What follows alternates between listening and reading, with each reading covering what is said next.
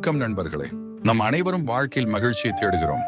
ஆனால் அந்த மகிழ்ச்சி ஏன் ஒரு நிமிடம் நம் கையிலிருந்து விட்டு அடுத்த நிமிடம் நழுவிச் செல்கிறது? நாளுக்கு நாள், மாதத்துக்கு மாதம் நமது மனதில் ஒரு சுமையை நாமே சுமந்து கொண்டிருக்கிறோம். நேற்று நடந்த கவலைகள், நாளைய பயம், இந்த சுமைகள் இல்லாவிட்டால் நமது வாழ்க்கை எவ்வளவு லேசாக இருக்கும்? இன்று நிலையான மகிழ்ச்சியை அடைவதற்கான ரகசியத்தை மதுரையின் மலையடிவாரத்தில் வாழ்ந்த ஒரு சித்த யோகியின் மூலம் ஒரு இளைஞன் எவ்வாறு கண்டறிந்தான் என்பதை பார்ப்போம்.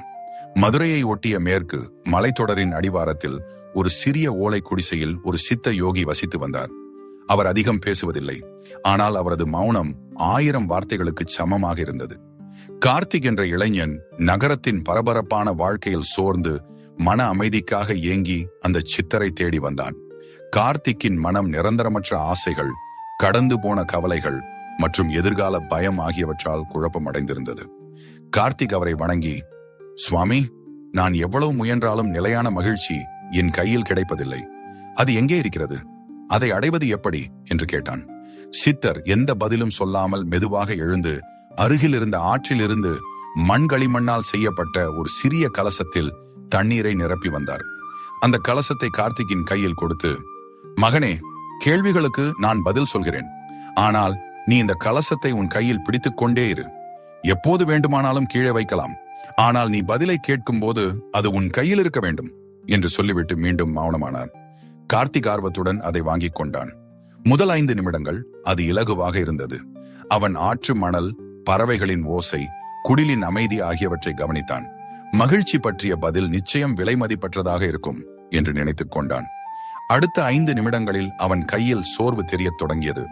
அவன் மனதிற்குள், இது வெறும் களிமண் களம்தானே, ஏன் இவ்வளவு கனமாக உணர்கிறது என்று யோசித்தான்.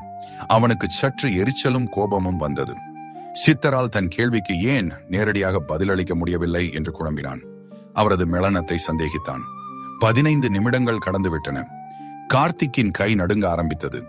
தோள்பட்டை முழுவதும் வலி பரவியது. அவன் அந்த கலசத்தை உடைத்து எரிய விரும்பினான். அந்த கலசத்தின் தண்ணீரை பார்க்கவே அவனுக்கு வெறுப்பாக இருந்தது. கார்த்திக் தனது உச்ச வரம்பை அடைந்து விட்டான். வலி தாங்காமல், சுவாமி, போதும், இந்த கலசம் என் கையை சித்திரவதை செய்கிறது, நான் இதை வைத்திருக்க முடியாது என்று கிட்டத்தட்ட அலறினான்.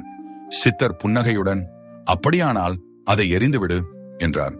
கார்த்திக் உடனடியாக அந்த கலசத்தை கீழே வைத்தான். நிம்மதி உடலெங்கும் பரவி ஒரு பெருமூச்சு வெளியானது.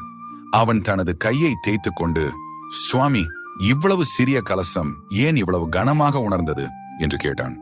சித்தர் அமைதியான கண்களால் அவனை பார்த்தார்.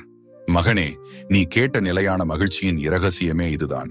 கலசம் மாறவில்லை, அதன் எடை மாறவில்லை, ஆனால் அதை நீ பிடித்துக் கொண்டிருந்த நேரம் அதிகரித்தது.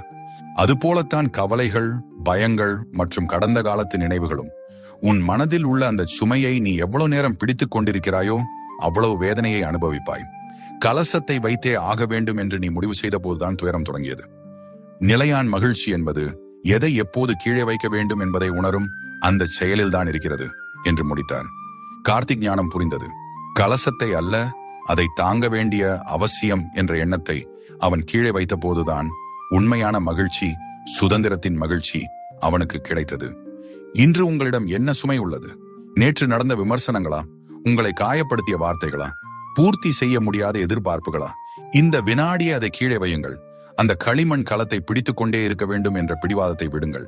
லேசாக இருங்கள், சுதந்திரமாக உணருங்கள். உங்கள் வாழ்க்கை மிகவும் மதிப்புமிக்கது. அதை சுமைகளால் வீணாக்காதீர்கள். விழிப்புடன் இருங்கள். எதை எப்பொழுது கீழே வைக்க வேண்டும் என்பதை அறியும் ஞானத்துடன் வாழுங்கள்.